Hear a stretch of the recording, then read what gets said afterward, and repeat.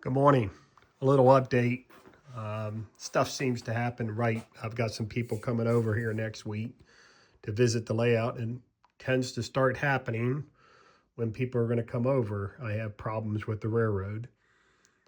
Here I've got to replace a section of track. I use Pico Code 83. This has been down for, I guess, about 9 years. And not sure what happened, but I had quite a bit of a dip right here. And it didn't, it's all ballast and the wood seemed straight, but the rail had like a flaw in it.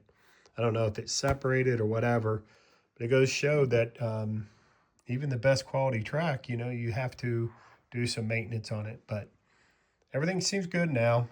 I got the paint down on it, painted the rails, do some ballast today, fix the crossing. We'll be back in business till something else goes wrong. So thought I'd do a quick update. Everybody have a good day. Stay warm.